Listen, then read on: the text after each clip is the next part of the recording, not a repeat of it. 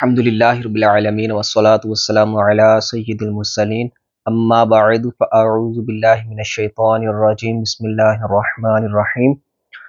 فرمان مصطفیٰ صلی اللہ علیہ وآلہ وسلم ہے، جس نے مجھ پر ایک مرتبہ درود پاک پڑھا اللہ پاک اس پر 10 رحمتیں نازل فرماتا ہے۔ صلو علی الحبیب صلی اللہ علی محمد صلی اللہ علیہ وآلہ وسلم۔ دل کی آفات اور ان کے علاج کا بیان۔ 4 آفتیں اور 4 خوبیاں۔ جب ہم نے ان اصولوں میں غور کیا جن کا بیان کرنا دل کے علاج کے لیے ضروری ہے اور ان کی سخت حاجت ہے اور عبادت کے معاملے میں ان سے کسی طرح بے پرواہی نہیں برتی جا سکتی، تو ہم نے 4 ایسے امور پائے جو عبادت گزاروں کو لغزش دینے والے، مجاہدہ کرنے والوں کے لیے آفت، دلوں کے لیے فتنہ و آزمائش، نفس کے لیے بلا و مصیبت، عبادت میں رکاوٹ ڈالنے والے اور اعمال کو خراب و باطل کرنے والے ہیں، اور ان کے مقابلے میں 4 خوبیاں بھی ہیں جو عبادت کرنے والوں کے قدم مضبوط کرتی، عبادت پر مددگار اور دلوں کی اصلاح کرنے والی ہیں۔ 4 آفتیں یہ ہیں۔ نمبر 1، لمبی امیدیں، حسد، جلد بازی اور تکبر، جبکہ 4 خوبیاں یہ ہیں: چھوٹی امید، معاملات میں بردباری، مخلوق سے خیر خواہی اور عاجزی و انکساری۔ دل کو سنوارنے اور اسے بگاڑنے والی یہی بنیادی باتیں ہیں اور اسی نقطے پر سارا مدار ہے، لہٰذا تم ان آفات سے بچنے اور خوبیوں کو اپنانے کی پوری کوشش کرو تاکہ تمہاری محنت ٹھکانے لگے اور تم اپنے مقصد میں کامیاب ہو جاؤ۔ اب میں مختصر و جامع لفظوں میں تمہیں ان آفات سے آگاہ کرتا ہوں۔ پہلی آفت، لمبی امید۔ لمبی امید ہر نیکی اور ہر بھلائی میں رکاوٹ بنتی اور ہر فتنہ اور ہر برائی کی جڑ ہے، اور یہ ایسی لا علاج بیماری ہے جو مخلوق کو طرح طرح کی مصیبتوں میں مبتلا کر دیتی ہے۔ یاد رکھو، جب تمہاری امید لمبی ہوگی تو تمہارے اندر 4 چیزیں زور پکڑیں گی۔ عبادت میں سستی، عبادت کو چھوڑنا اور اس میں سستی کرنا، اس طرح کہ تم کہتے ہو ان قریب کر لوں گا، ابھی تو چند دن پڑے ہیں، نیکی کا موقع جانے نہیں دوں گا۔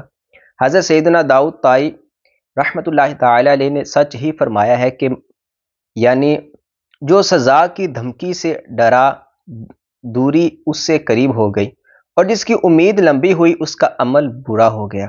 اور حضرت سیدنا یحییٰ بن معاذ رازی رحمۃ اللہ تعالی علیہ نے فرمایا، امید ہر بھلائی سے دور کرتی، لالچ ہر حق سے روکتی، صبر ہر کامیابی تک پہنچاتا اور نفس ہر برائی کی دعوت دیتا ہے۔ توبہ میں ٹال مٹول۔ نمبر 2، توبہ نہ کرنا اور اس میں ٹال مٹول سے کام لینا، یوں کہ تم کہتے ہو ان قریب توبہ کر لوں گا، پوری زندگی پڑی ہے، ابھی تو میں جوان ہوں، ابھی میری عمر ہی کیا ہے، توبہ تو میرے اختیار میں ہے، جب چاہوں گا کر لوں گا۔ بندہ اسی بات پر ڈٹا ہوتا ہے کہ موت اصلاح اعمال سے پہلے ہی اسے اچک لیتی ہے۔ مال جمع کرنے کا لالچ۔ آخرت چھوڑ کر دنیا میں مشغول ہونا اور مال جمع کرنے کا لالچ۔ بندہ کہتا ہے مجھے بڑھاپے میں محتاجی کا ڈر ہے، ہو سکتا ہے میں کمانے کے قابل نہ رہوں، لہٰذا اتنا جمع کر لوں جو بیماری، بڑھاپے یا محتاجی میں کام آئے۔ ایسی سوچیں تمہارے اندر دنیا کی رغبت اور لالچ بڑھاتی اور مال جمع کرنے پر ابھارتی ہیں۔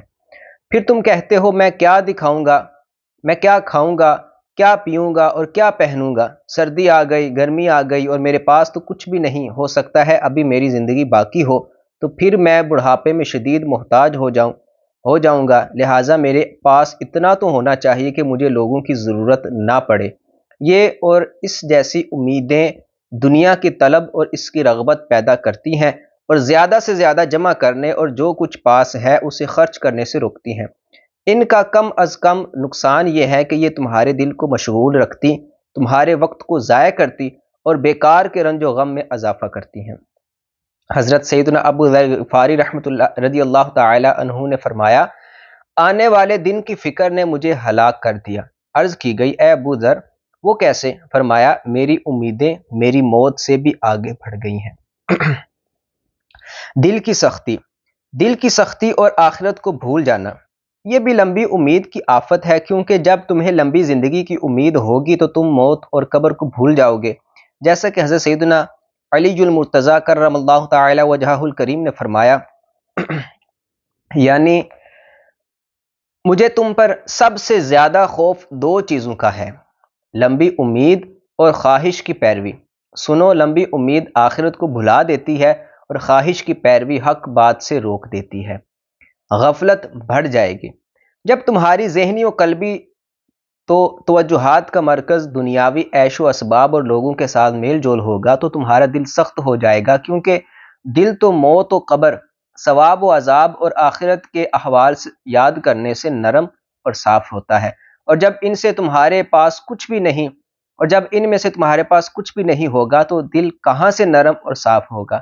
اللہ پاک ارشاد فرماتا ہے، ترجمہ کنز ایمان، پھر ان پر مدت دراز ہوئی تو ان کے دل سخت ہو گئے۔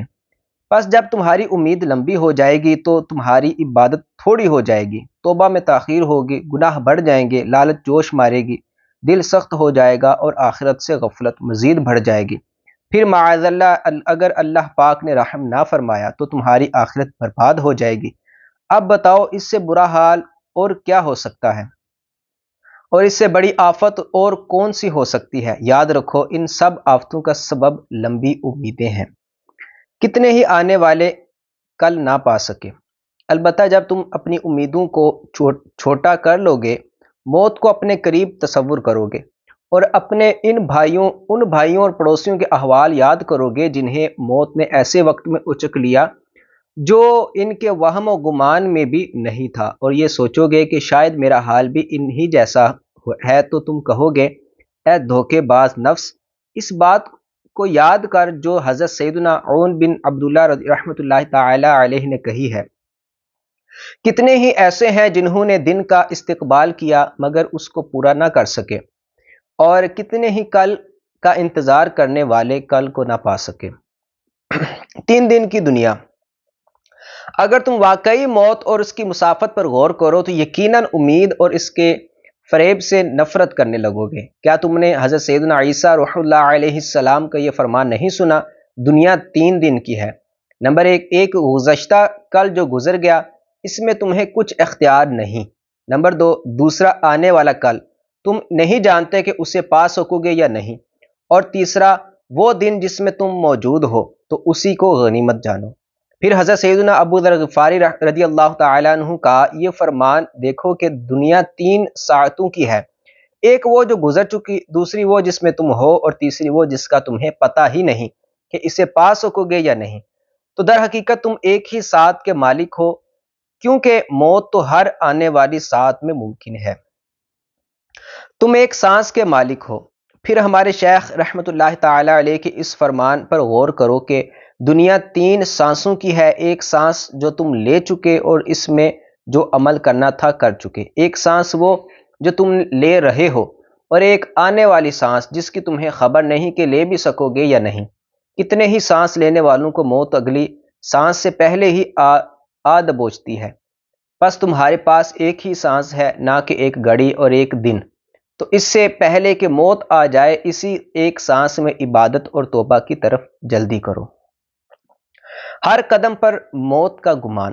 اے نفس، رزق کے اہتمام میں مت پڑ، ممکن ہے تو زندہ ہی نہ رہے کہ تجھے اس کی ضرورت پیش آئے، بس یوں تیرا یہ وقت ضائع اور کوشش بیکار جائے گی۔ کیا یہ نہیں ہو سکتا کہ انسان ایک سانس یا گھڑی یا پھر ایک دن کے لیے رزق کا اہتمام کرے؟ اے نفس، کیا تجھے امام المتوکلین رحمت للعالمین صلی اللہ تعالی علیہ وآلہ وسلم کی وہ بات یاد نہیں جو انہوں نے اپنے اصحاب سے سیدنا اسامہ بن زید رضی اللہ تعالی عنہما کے متعلق فرمائی تھی کہ کیا تمہیں 1 ماہ کے ادار پر باندھی خریدنے والے اسامہ پر تعجب نہیں؟ بے شک وہ لمبی امید لگانے والا ہے۔ اللہ کی قسم، میں نے جب بھی قدم رکھا تو اٹھانے سے پہلے، اور جب بھی لقمہ منہ میں ڈالا تو نگلنے سے پہلے یہی گمان کیا شاید ابھی مجھے موت آ جائے۔ اس ذات کی قسم جس کے قبضے میں میری جان ہے، بے شک جس کا تم سے وعدہ کیا جاتا ہے وہ آ کر رہے گی، اور تم عذاب الہی کو ٹال نہیں سکتے۔ امیدوں میں کمی کے ثمرات۔ جب تم ان باتوں کو یاد رکھو گے اور انہیں بار بار دہراتے رہو گے تو اللہ پاک کے حکم سے تمہاری امید کم ہو جائے گی۔ اس وقت تم خود کو عبادت اور توبہ کی طرف جلدی کرنے والا پاؤ گے، گناہ چھوڑ دو گے اور دنیا اور اس کی طلب سے منہ موڑ لو گے۔ یوں تمہارا حساب و کتاب آسان ہو جائے گا اور تمہارا دل آخرت اور اس کی ہولناکیوں کی یاد میں لگا رہے گا، اور یہ یوں ہوگا کہ تم ایک سانس سے دوسری سانس کی طرف بڑھتے رہو اور ایک ایک کر کے آخرت کی ہولناکیوں کا معائنہ کرتے رہو، تو تمہارے دل کی سختی دور ہو جائے گی اور تمہیں دل کی نرمی اور صفائی نصیب ہو جائے گی، اور اس کی برکت سے دل میں باری تعالیٰ کا خوف و خشیت پیدا ہو جائے گا، اور تمہیں عبادت پر استقامت ملے گی اور اپنے انجام میں سعادت مندی کی امید قوی ہو جائے گی۔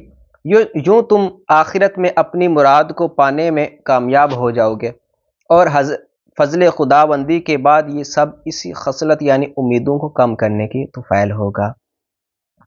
منقول ہے کہ حضرت سیدنا زرارہ بن ابوا وفی رحمۃ اللہ تعالی علیہ کو وفات کے بعد کسی نے خواب میں دیکھ کر پوچھا، آپ لوگوں کے نزدیک افضل و عظیم عمل کون سا ہے؟ انہوں نے فرمایا، قضائے الہی پر راضی رہنا اور امیدوں کا چھوٹا ہونا۔ اے میرے بھائی، اپنے اوپر غور کر اور اس عظیم صفت کو اپنانے کی سر توڑ کوشش کر، کیونکہ دل اور نفس کی اصلاح کے لیے یہ بہت بڑی اور اہم چیز ہے۔ اللہ پاک اپنے فضل و رحمت سے توفیق عطا فرمائے۔ دوسری آفت ہے حسد۔ اہل علم اور حسد نیکیوں کو خراب کرتا اور گناہوں پر ابھارتا ہے، اور یہ ایسی بیماری ہے جس میں عوام اور جاہل لوگ تو دور کی بات کثیر قراء اور علماء بھی مبتلا ہو جاتے ہیں، یہاں تک کہ حسد انہیں ہلاک کر کے جہنم پر پیش کر دیتا ہے۔ کیا تم نے حضور نبی اکرم رسول محتشم صلی اللہ تعالی علیہ وآلہ وسلم کا یہ فرمان نہیں سنا کہ 6 قسم کے لوگ 6 چیزوں کے سبب جہنم میں جائیں گے؟ نمبر 1، عرب عصبیت کی وجہ سے، حکمران ظلم کی وجہ سے، سردار تکبر کی وجہ سے، تاجر خیانت کی وجہ سے، دیہات والے جہالت کی وجہ سے، اور علماء حسد کی وجہ سے۔ جب حسد اس قدر بڑی آفت ہے جس کی نحوست نے علماء کو بھی جہنم تک پہنچا دیا تو ضروری ہے کہ اس سے بچا جائے۔ حسد کی 5 خرابیاں۔ یاد رکھو، حسد کی وجہ سے 5 خرابیوں کا سامنا کرنا پڑتا ہے۔ نمبر 1، نیکیوں کو برباد کرنا۔ حضور تاجدار انبیاء صلی اللہ تعالی علیہ وآلہ وسلم نے ارشاد فرمایا، یعنی حسد نیکیوں کو ایسے کھا جاتا ہے جیسے آگ لکڑی کو کھا جاتی ہے۔ نمبر 2، گناہ اور برائیوں کا ارتکاب کرنا۔ حضرت سیدنا وہب بن منبہ رحمۃ اللہ تعالی علیہ نے فرمایا، حسد کرنے والے کی 3 نشانیاں ہیں۔ نمبر 1، سامنے چاپلوسی کرتا ہے۔ نمبر 2، پیٹھ پیچھے غیبت کرتا ہے، اور نمبر 3، دوسرے کی مصیبت پر خوش ہوتا ہے۔ اللہ اکبر۔ حاسد سے پناہ مانگو۔ میں کہتا ہوں تمہارے لیے یہی کافی ہے کہ اللہ پاک نے حسد کرنے والے کے شر سے پناہ مانگنے کا حکم دیا ہے۔ چنانچہ ارشاد ہوتا ہے، ترجمہ کنز الایمان، اور حسد والے کے شر سے جب وہ مجھ سے جلے۔ جیسے رب تعالیٰ نے شیطان مردود اور جادوگر کے شر سے پناہ مانگنے کا حکم فرمایا ہے، ایسے ہی حاسد کے شر سے بھی پناہ مانگنے کا حکم دیا ہے۔ تو غور کرو کہ حسد کا شر اور فتنہ کس قدر شدید ہوگا کہ اسے جادوگر اور شیطان کے درجے میں رکھا گیا ہے، حتیٰ کہ اس سے پناہ دینے اور اس کے خلاف مدد فرمانے والا اللہ رب العالمین ہی ہے۔ مظلوم ظالم۔ نمبر 3، بے فائدہ تھکاوٹ اور رنج و غم کا شکار ہونا، بلکہ وہ طرح طرح کے گناہوں میں بھی مبتلا ہوتا ہے۔ حضرت سیدنا ابن سماک علیہ رحمۃ اللہ الرزاق فرماتے ہیں، میں نے حاسد سے زیادہ مظلوم کے ساتھ مشابہت رکھنے والا کوئی ظالم نہیں دیکھا۔ وہ ہر وقت احساس کمتری، پریشان خیالی اور غم میں مبتلا رہتا ہے۔ نمبر 4، دل کا اندھا ہو جانا۔ حتیٰ کہ حسد کرنے والے کو اللہ پاک کے احکام میں سے کوئی حکم سمجھ نہیں آتا۔ حضرت سیدنا سفیان ثوری علیہ رحمۃ اللہ الولی نے فرمایا، طویل خاموشی کو لازم کر لے، تو صاحب ورع ہو جائے گا۔ دنیا کی لالچ نہ کر، تو ہر فتنے سے محفوظ ہو جائے گا۔ طعنہ زنی نہ کر، تو لوگوں کی زبانوں سے بچ جائے گا۔ اور حسد نہ کر، تو جلدی سمجھ جانے والا بن جائے گا۔ حاسد محروم و ناکام رہتا ہے۔ نمبر 5، محروم اور رسوائی۔ حسد کرنے والا اپنے مقصد میں کامیاب ہوتا ہے، نہ دشمن کا کچھ بگاڑ سکتا ہے، جیسا کہ حضرت سیدنا حاتم اصم رحمۃ اللہ تعالی علیہ نے فرمایا، تانے دینے والا دیندار نہیں ہوتا، عیب نکالنے والا عبادت گزار نہیں ہوتا، چغل خور امن میں نہیں ہوتا، اور حسد کرنے والا مدد الہی سے محروم ہوتا ہے۔ میں کہتا ہوں حسد کرنے والا اپنے مقصد میں کامیاب ہو بھی کیسے سکتا ہے، کیونکہ اس کا مقصد تو یہ ہوتا ہے کہ اللہ پاک کے مسلمان بندوں سے نعمتیں ختم ہو جائیں، اور اللہ پاک اس کی مدد کیوں کر فرمائے گا جبکہ اس نے ان لوگوں کو اپنا دشمن سمجھا ہوا ہے جو اللہ پاک کے مومن بندے ہیں۔ حضرت سیدنا ابو یعقوب رحمۃ اللہ تعالی علیہ نے کتنی پیاری دعا مانگی۔ ترجمہ یعنی اے اللہ عز و جل، اپنے بندوں کی نعمتوں پر ہمیں صبر عطا فرما کہ ان سے حسد نہ کریں اور ان کے احوال مزید سنوار دے۔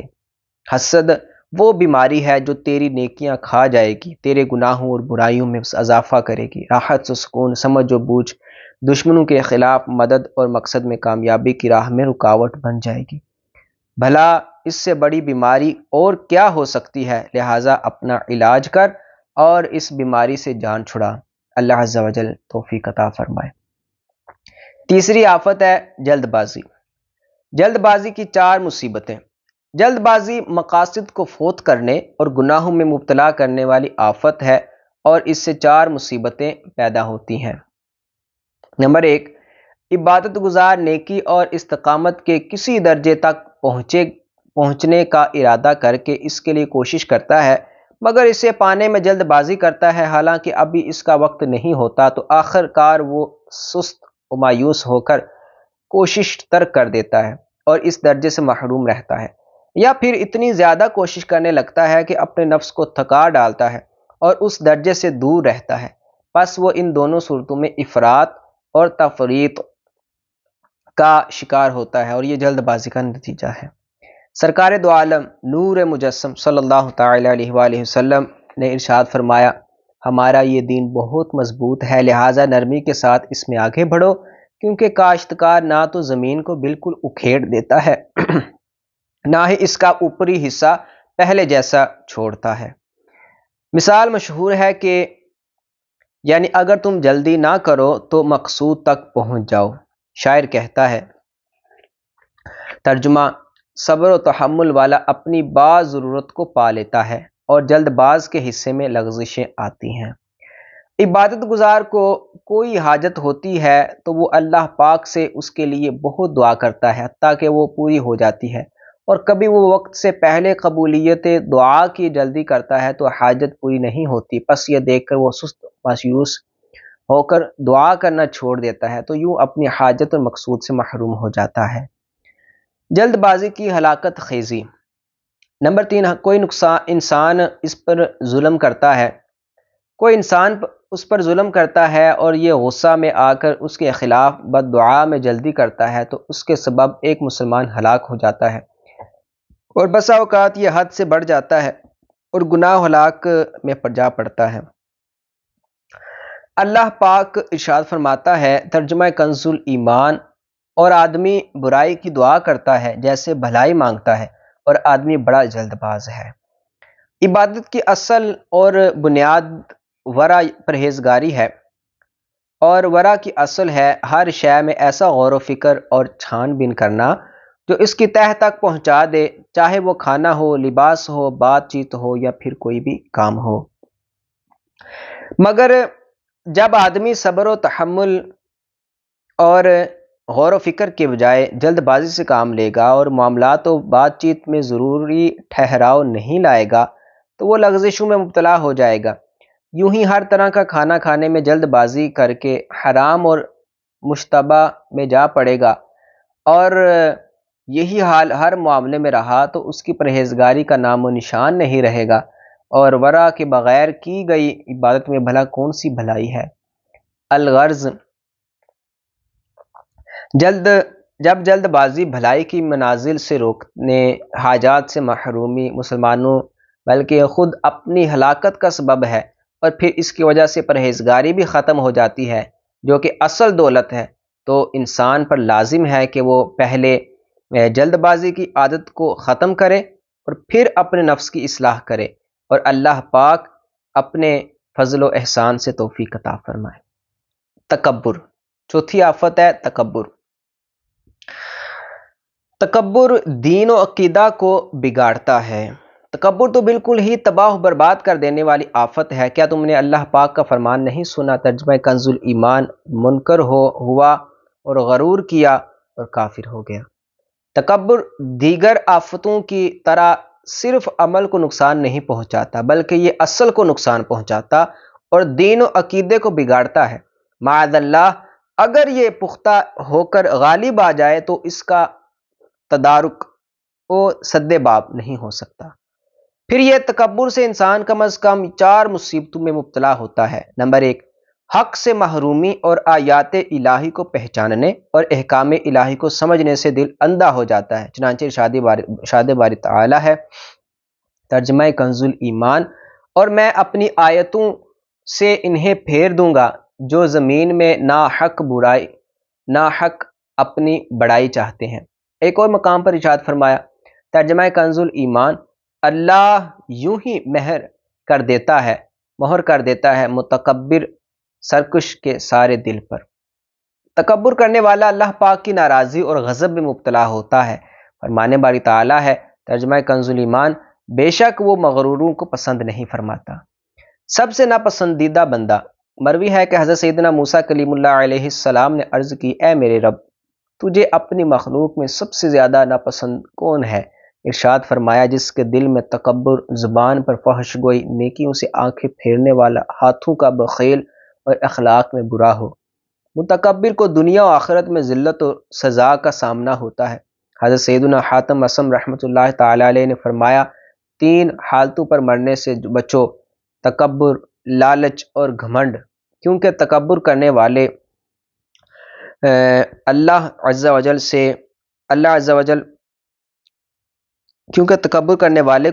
جل اس وقت تک موت نہیں دیتا جب تک وہ اپنے گھر والوں اور نوکروں میں سب سے کم تر شخص کے ہاتھوں ذلیل نہ ہو جائے، اور لالچی کو اس وقت تک موت نہیں دیتا جب تک اسے روٹی کے ایک ٹکڑے اور پانی کے گھونٹ کا محتاج نہ کر دے، اور اسے کوئی راستہ نہ سجائی دے، اور گھمنڈی اور اترانے والے کو اللہ پاک اس وقت تک موت نہیں دیتا جب تک اسے اسی کے پیشاب دبا وبا خانے سے آلودہ نہ کر دے۔